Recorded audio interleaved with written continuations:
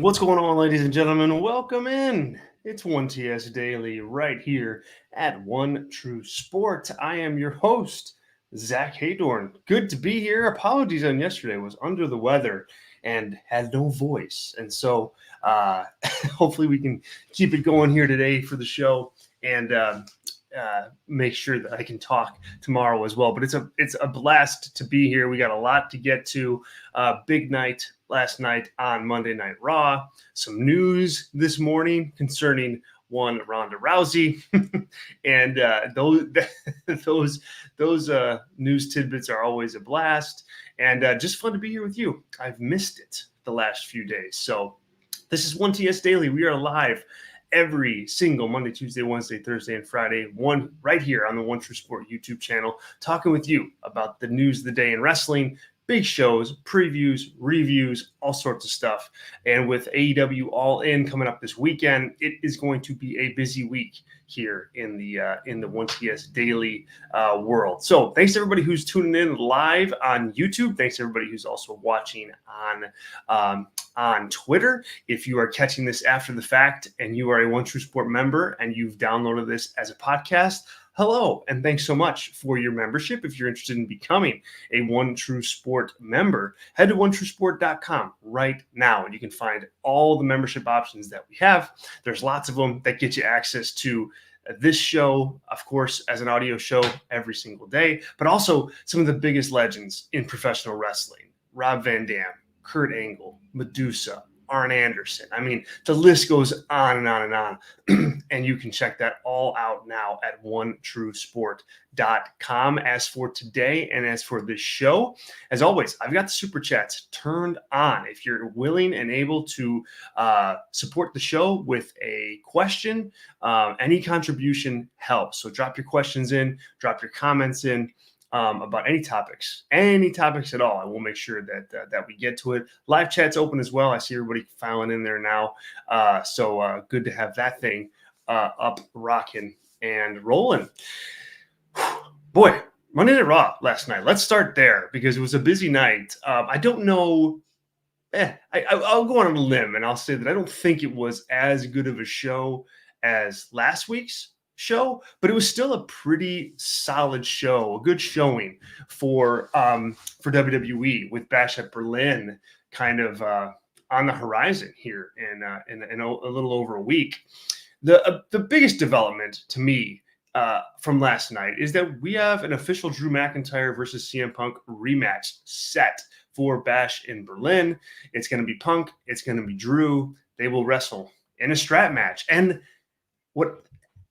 amazingly, a traditional strap match, right? Where you're strapped up, you're attached to your opponent, and you have to drag your opponent to each ring post in order to win the match. That was refreshing for me as a longtime wrestling fan. That's kind of old school. It's kind of old school, right? And so I like that. I like that a lot. What did you guys think of CM Punk's promo? I dropped, in the live chat here. Let me know what you guys think because I'm interested in kind of debating this back and forth with you. I thought Punk was serviceable, especially at the beginning of his promo. I thought he was able to give a meaning and a reason for the strap match to be a thing for him and Drew to have. Punk worked hard and sometimes had to dig deep and connect dots that are pretty far away from each other in order to make that work. But he essentially was out there saying, hey, Drew, you're obsessed. You can't, detach yourself from me. And so let's do that for real. Let's have ourselves a strap match. That's essentially the story that Punk laid out as to why he wanted to have this match. And look, yes, it's a bit of a stretch. I get it. But it does work to explain, A, why they're having a rematch, but B, why that rematch is a strap match. I thought Drew was really good in his response. There was no hemming or hawing or I'm not sure whether or not I want to have this or not. It was just are you kidding? You want to challenge me to a strap match and you think I won't accept? I accept. I'm in. I thought this was a great way, a really great way to frame the match and to frame Drew's, kind of assessment of whether or not he should or shouldn't accept. He was just kind of really flippant about it and really just, like, of course I'm going to accept. Do you not know what I'm going to do to you? So I thought that was really, really, really well done. On his part. I thought CM Punk lost his way, near the end of that promo. The last line just kind of fell flat and fizzled. It was like, okay, Punk, that's all you're going to say? So my guess is he either flubbed it or forgot it. And either way, it was far enough along where they're going to wrap up the segment anyway. So there's no use trying to save it. And unfortunately for him, it came off like looking pretty bad. But in the end, they got to where they needed to go. They got to a second match between Drew and Punk. This is a long-term story that they're telling. It makes all the sense in the world to have them have another match here. My guess is, if I'm playing, predictor and if I'm forecasting the future, we see Punk win this. We see Punk win this, and that sets up the big trilogy match. We all know Bad Blood is a pay-per-view that's looming. It's new to the calendar. It is synonymous with Hell in a Cell matches.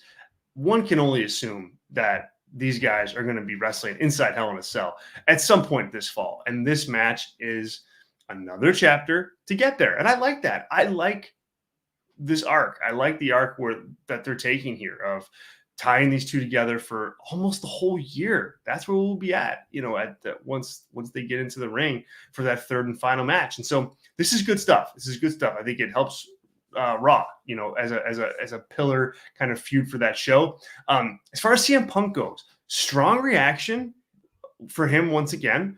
But had some back and forth on the old socials yesterday about whether or not the Punk that we're seeing right now is the CM Punk that people want to see. What do you guys make of that? Amy's in the chat here this morning and says, "Hey, morning, Amy. So glad to have you here. Appreciate you being here." What do you think of CM Punk so far? I feel like there's pros and cons, and I'm not trying to hedge on this, but I just feel like there's pros and cons to what he is right now in WWE. The cons for his character right now, of course, are the fact that Punk's not really being Punk. He's not being the CM Punk character that everybody fell in love with, 10, 15 years ago.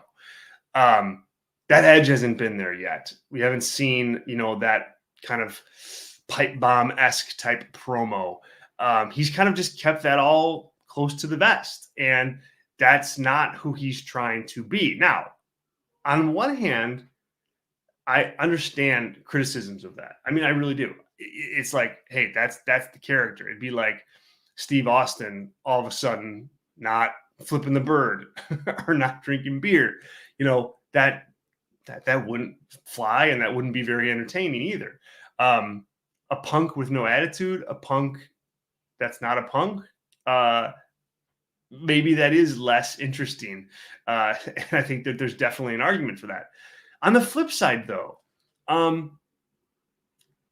I think that there's value in presenting a CM Punk that exists in 2024. Like, I don't know that it would be all that entertaining after the first one or two times you saw him doing like a nostalgic CM Punk 2020 or 2012 gimmick, right? Where he's ragging on WWE, right? And remember, like, that's a key part. Like, it's some water. That was a key part of like what got him hot. He was like the anti-WWE. He was like the anti-authority figure. He was the counter to WWE. And the thing is, that won't work in 2024. WWE is a hot product right now.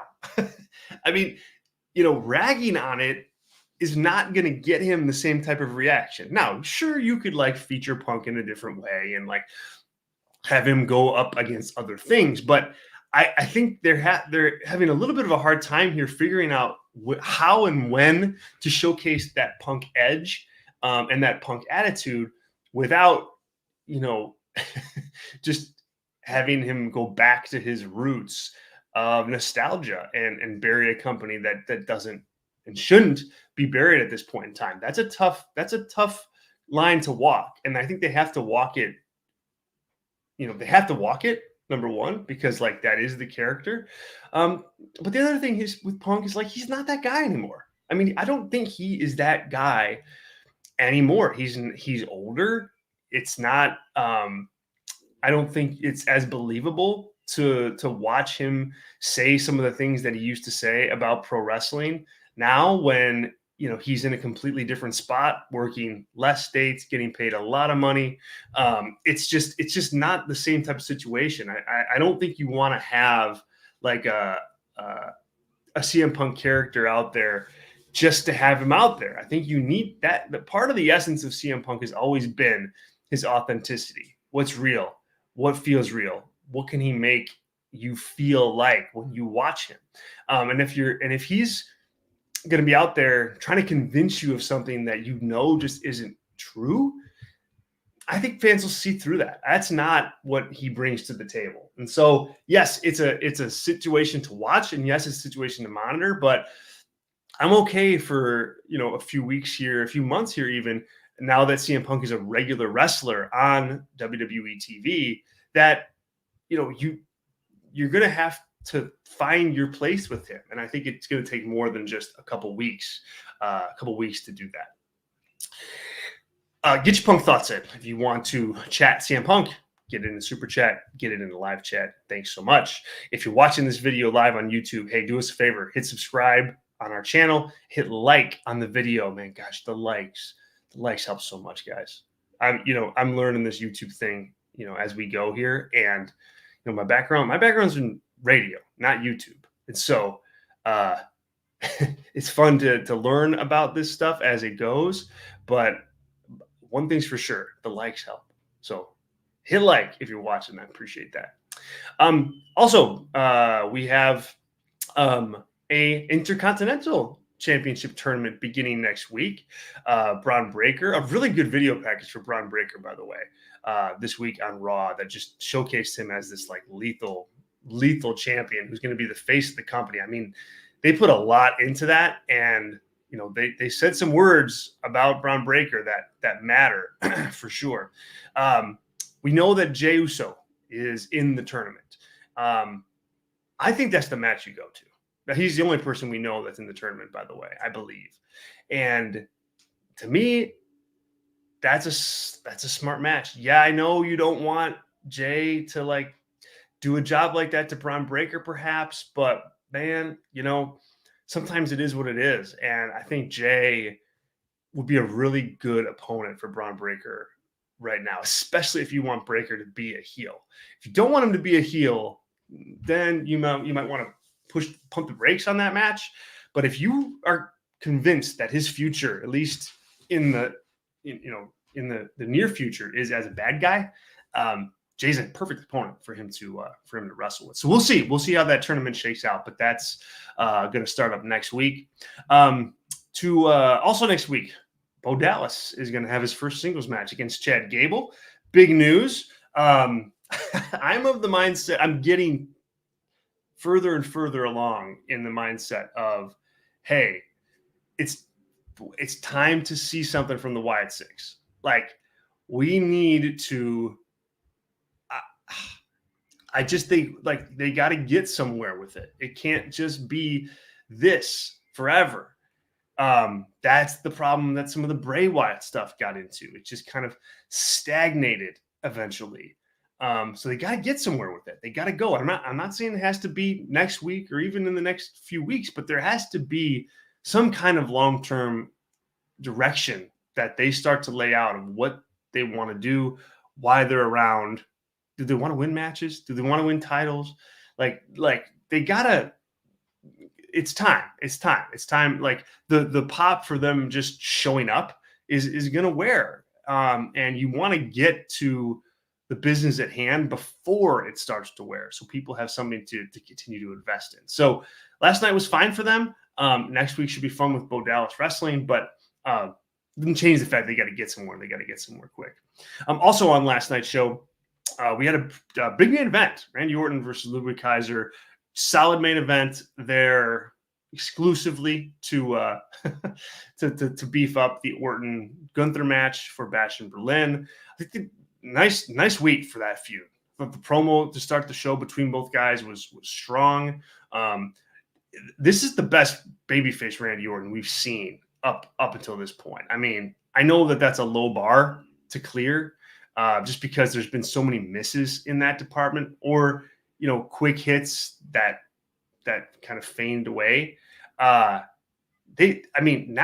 this Randy Orton, who is just kind of like a fun-loving guy, and who's going to hit RKOs, and who's going to like talk to you like you're his best friend about winning the world title. Like, that's an Orton that I think people will consistently get behind, and it's not just because of the RKO either. There's more of a likability to him as a person, as a character, than there has ever been as a babyface. And so they've got something here. Do I think he's going to win the world title? No, I don't. Of course not. But they're doing a good enough job in trying to convince you that he might. And that's the name of the game. I like the brawl at the end of the show too. I like going off the air with a little bit of chaos, going off the air without anything definitive, and going off the air too from like a production standpoint, going off the air in a way that, hey, we don't necessarily know when everything is going to end. And so I guess they're fighting. And so we're just going to go off the air. To me, that's like a straighten your tie kind of moment that I appreciate as a viewer. Not everybody will care. Not everybody will even notice. But either way, I think it just presents your show as more real and more of an actual, combat sport environment than produced show. So thumbs up on that one. Thumbs up on that one. All right, yeah, that's Raw. Pretty good show. Again, I give it a thumbs up for last night for sure. I want to talk about some Ronda Rousey news that broke this morning. She did a recent podcast with Chris Van Vliet, and this is courtesy of SE Scoops. Thank you, SE Scoops. Let's see. I want to go to the exact quote here. Scrolling.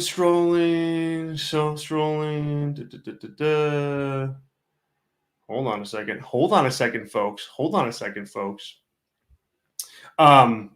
Basically, she talked about WrestleMania 35, and she talked about her match with Becky Lynch, and also the match that didn't happen with Becky Lynch. First of all, of the match itself, she had that controversial finish, right? And she says at that finish, she says, I didn't think my shoulders were flat on the ground. So I was trying to scoot to get my shoulders flat because it's so effing loud. I can't hear anything. So there's the explanation. There's the explanation for why the finish of that match was so bizarre.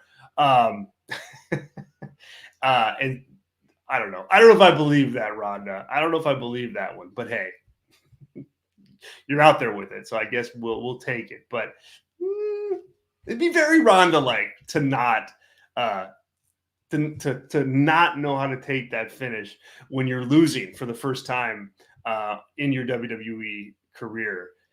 Yeah.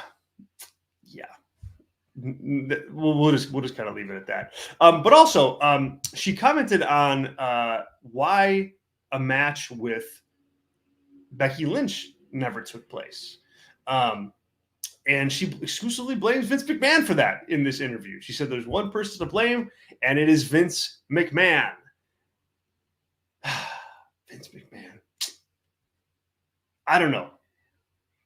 It's honestly, like, I find that explanation, not that I don't believe her, because I totally do in this instance on this topic, but it's such a weird, why would he not want to have that match? Like, that's the question you got to ask yourself. I mean, one thing you can say a lot about Vince McMahon. I mean, and I have, and lots of people have. But one thing you have to say about him is like he would do the big matches that would do big business. That, generally speaking, he got to them when it came time to have them. This one is so bizarre because at the time, this is the biggest match that WWE had. Like, in total, men's division, women's division, anything. Becky versus Ronda, one-on-one. And for whatever reason, they didn't go to it. They made it a triple threat at WrestleMania 35. When Ronda came back and Becky was there, they didn't even really cross paths at all. And that's just so un-Vince-like to not soak every penny out of that is very strange to me. And it still is a missed opportunity. Becky Lynch becoming the man. She's got Ronda Rousey has a stake in that. She always will. She helped bring out that personality, whether she knew it or not. She helped bring out that personality in Becky. But yeah, the fact that match didn't take place, shame on you, Vince McMahon. She also had some really harsh words for Bruce Pritchard and for John Laurinaitis in this same interview. And you can check that out at SE Scoops. Once again, it's Chris Van Vliet. So Ronda back in the news. She says she may wrestle again, but it would just be to have fun. She says she doesn't want to be on the road away from her family like she was before. So, hey, we'll see if money talks. We'll see if Triple H has any interest in using her, but I don't know. Time will tell.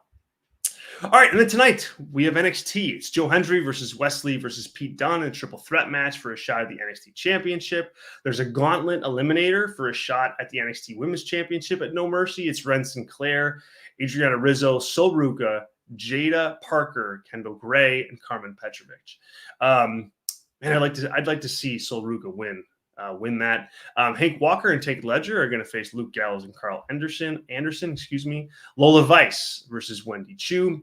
Deion Lennox versus Ashante Adonis. And then Chase U is going to celebrate Andre Chase and Duke Hudson winning the NXT Tag Team titles. That's NXT. We'll have a full review of that tomorrow right here on 1TS Daily, and that'll wrap us up. Thanks so much for being here, you guys. If you haven't done so already, subscribe to the channel, like the video, and make sure you're here every Monday, Tuesday, Wednesday, Thursday, Friday, 11 Eastern for 1TS Daily. I will catch you all tomorrow. Thanks so much for being here. Have a good day. See ya.